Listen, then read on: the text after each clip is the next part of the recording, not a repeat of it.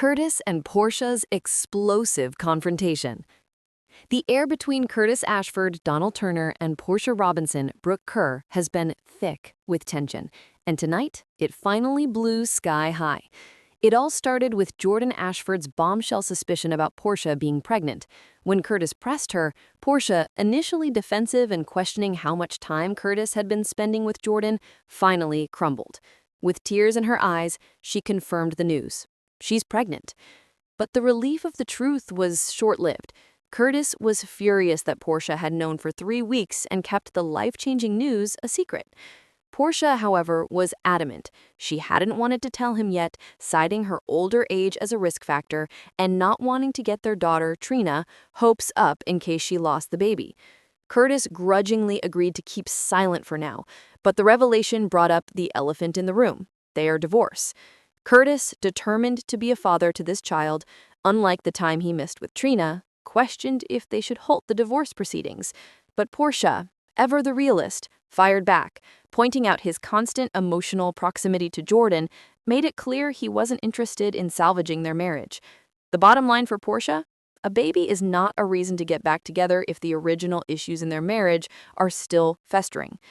You could practically see the smoke coming off Curtis as he realized he might be losing his marriage right as he gained a child. The fight for his family is just beginning. Bam!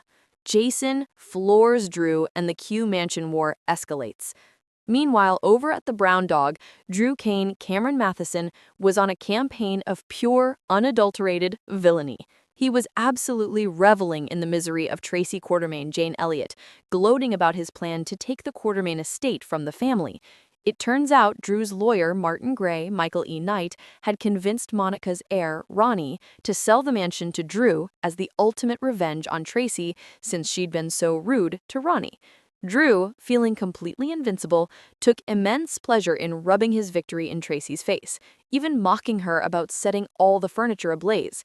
Tracy, heartbroken and liquored up, could only fume and regret her earlier mistreatment of Ronnie. But then the cavalry arrived. Just as Drew was at his most arrogant, Jason Morgan and Britt Westbourne walked in. Earlier, Jason had surprised Britt with the keys to a brand new car to celebrate her tough day at work, a totally sweet Britt moment. But that sweetness was replaced with fury when Jason saw what his twin was doing.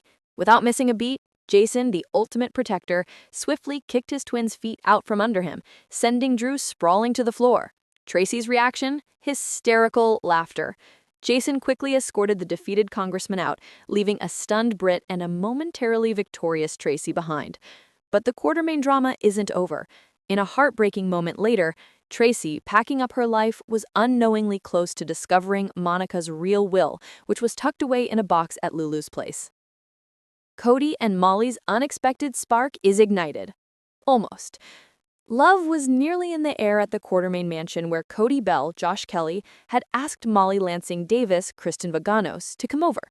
Molly, ever the romantic, had dressed up thinking it was a date, only to be slightly let down when Cody immediately launched into a discussion about real estate law. He wanted her legal help to stop the sale of the mansion to Drew. Molly explained that a private home sale wasn't under the DA's jurisdiction, but Cody's passion for the Q's cause was contagious. He expressed how much the Quartermaines had made him feel like family, and he couldn't stand to see them lose their home to the sleazebag Drew. Molly, touched by his loyalty and genuine concern, agreed to ask her boss, ADA Turner, to look for any potential criminal elements in the suspicious sale. As they talked, they grew closer, with Cody complimenting her intelligence, her passion, and calling her amazing. The atmosphere crackled. Molly and Cody leaned in, their lips inches from meeting for a kiss that felt absolutely inevitable. But because this is Port Charles, the moment was perfectly, maddeningly interrupted by a loud knock at the door. Who was it? None other than the new, smirking owner himself, Drew Cain. He strolled in, announcing to a glaring Cody and Molly, "I don't need a reason to be here. This is my house."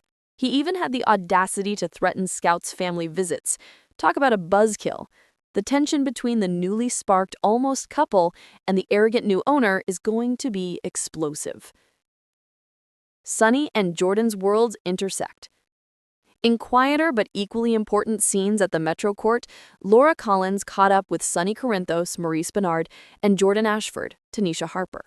Laura warned Sonny about Drew's increasingly aggressive and reckless behavior, prompting Sonny to reflect on his own regrets. He quickly messaged ADA Justine Turner, Nazneen contractor, apologizing for crossing a line in their previous conversation. When she playfully teased him that he could make it up to her with one of his homemade pizzas, he eagerly accepted the challenge, setting the stage for a private dinner that is definitely blurring the lines between business and pleasure. Later, Jordan confided in Laura about her rekindled, deep feelings for Curtis. She confessed that Curtis felt the pull too, but heartbreakingly concluded that none of it mattered. With Portia's pregnancy, he knew he would choose to do the right thing for the baby, a painful sacrifice for the sake of a child. The pieces are moving fast in Port Charles. A baby is on the way, the Quartermains are out of a home, and a spark that could change everything was just narrowly missed. Which storyline has you absolutely hooked right now? The Portia-Curtis-Jordan triangle, the Jason versus Drew battle, or the slow burn romance of Cody and Molly? Let me know and I can search for the next spoilers.